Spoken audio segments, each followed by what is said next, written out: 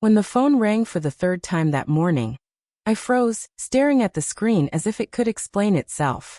The caller ID flashed a number I didn't recognize, and yet, with a sinking feeling, I already knew what was coming. I've been waiting for my order for 2 days. Are you even running this business properly? The voice barked, sharp and frustrated, cutting through the quiet of my apartment. I swallowed hard. I'm sorry, ma'am, I think you have the wrong number. Click. And then it rang again. And again. Each time, a new voice, a new complaint. Angry, impatient, sometimes crying. I didn't understand it. I had never run any business. I had never taken an order in my life. But somehow, through some cruel twist of fate, I had become the front line for my aunt's catering service, and every caller seemed convinced that I was the one to blame. It had started so innocently, a month ago, when my aunt, bless her heart, had borrowed my number to register her new small catering business. She had called me with her usual upbeat tone, that sing-song lilt she had perfected over decades, and said, "Don't worry, dear. It's just temporary. Nobody will call you." I had laughed politely, assuming it was one of those little family favors. She always had a way of making me feel I couldn't say no. But temporary had a way of stretching indefinitely in my life when it came to my aunt. And now here I was, dodging angry calls while trying to sip my lukewarm coffee, wishing desperately that I had paid attention the day she handed over the forms. The apartment was quiet except for the ticking of the old clock on the wall, a hand-me-down from my grandmother. Its tick-tock echoed like a metronome of anxiety, measuring the seconds between one frantic call and the next. That my small kitchen smelled faintly of burnt toast, remnants from breakfast I had barely tasted because I had been on the phone with another irate customer. My hand trembled slightly as I set down the mug. I wanted to yell, to storm over to her house and demand an explanation, but I couldn't. Not yet. My aunt had always been the kind to slip a small guilt trip into every sentence.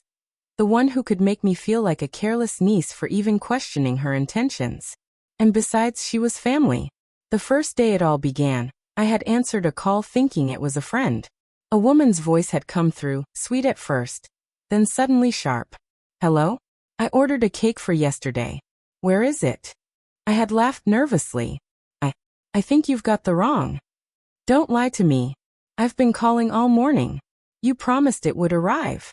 I had stuttered, panic rising like bile in my throat. I ended the call quickly, unsure of what to do next. Then another came. Then another. Within a few days, I realized that this wasn't a coincidence. My aunt had indeed registered my number, giving out my personal contact as the official line for her business. I tried to tell her. I left a careful voicemail, polite, explanatory. "Auntie, people are calling me for orders I didn't take. Can we please fix this?" Her reply had been calm, almost dismissive. "Oh, don't worry, dear. It'll settle down. Just keep answering nicely. People love a friendly voice." Friendly? I thought. Friendly didn't mean getting screamed at multiple times a day by strangers who thought I had ruined their party or forgotten their catering order. Friendly didn't mean apologizing for a mistake I didn't even make. It was on the 4th day that the first argument happened. My phone rang while I was unpacking groceries. The voice on the other end was shrill, impatient, accusing. "You ruined my son's birthday. This is unacceptable. Who do you think you are?" I froze, the plastic bags crinkling under my hands. "Ma'am, I really think you have the wrong number," I said, my voice tight with stress. "You think this is funny? You think this is a joke?" The woman shouted. Then, in a quieter, almost sorrowful tone, she added, "My son was looking forward to this for weeks." Click. I slumped against the counter, breathing unevenly. The echo of her disappointment and anger lingered in the small apartment, settling over me like a damp, unwelcome blanket.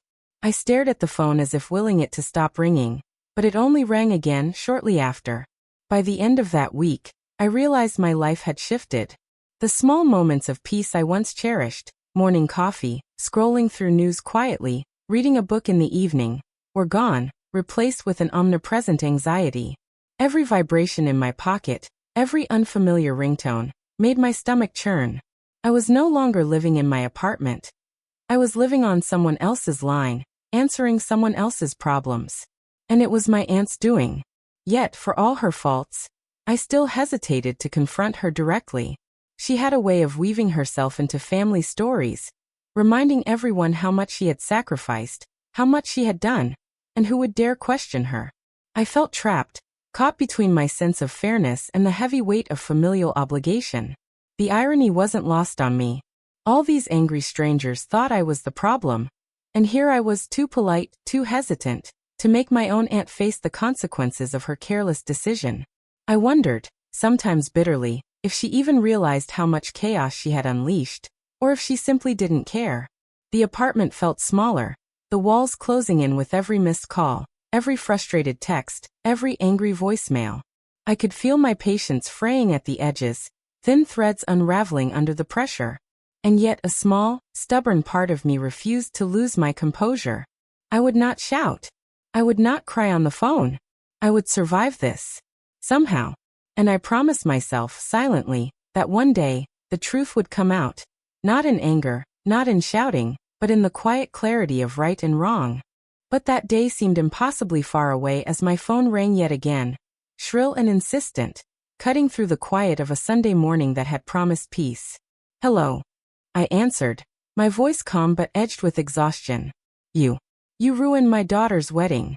I want a refund. The voice spat. And in that moment, I realized this wasn't just an inconvenience anymore. This had become my life. It took weeks to untangle the mess my aunt had made. I spent long evenings calling customers back, apologizing, explaining, sometimes holding the phone as tears threatened to spill. Some were forgiving, some weren't. I listened to every complaint with patience I didn't know I had. And slowly, the chaos began to settle. Eventually, I confronted my aunt in person. She had that calm, soft smile she always used when she knew she'd caused trouble, but didn't want to admit it.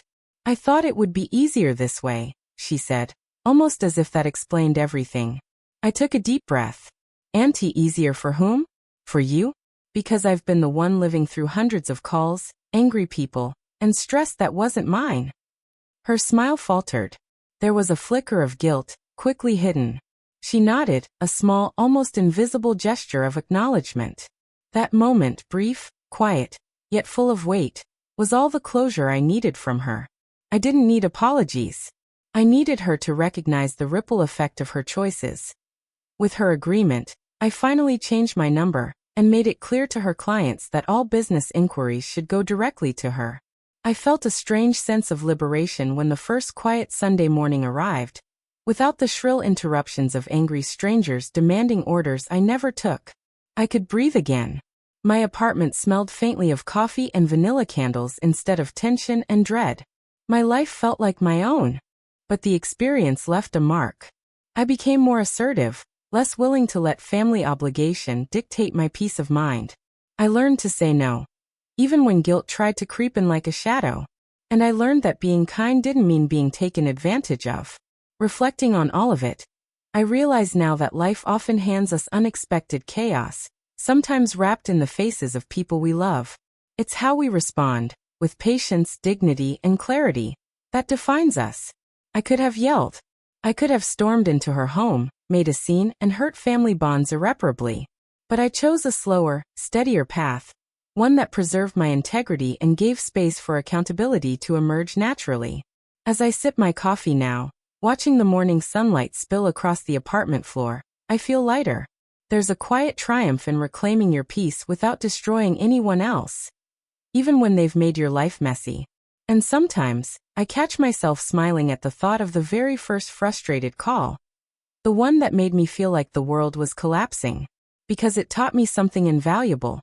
I am stronger than I knew, and calm honesty carries more power than chaos ever could. Would you have stood your ground the way I did? Or would you have shouted and stormed and broken things? I wonder, truly, how you would have handled this.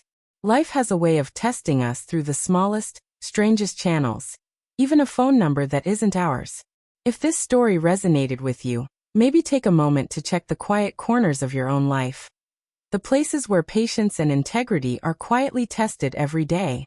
And if you faced a situation where someone else's choices spilled over into your life, share your story in the comments. Let's remind each other that even when chaos comes unexpectedly, we have the strength to navigate it with dignity. Thank you for listening. And if you want to hear more stories like this, stories of family, trust, mistakes, and the messy beauty of human relationships, please subscribe and join our little corner of reflection. Because life doesn't come neatly packaged, but the lessons we take from it can shape us in ways that last a lifetime.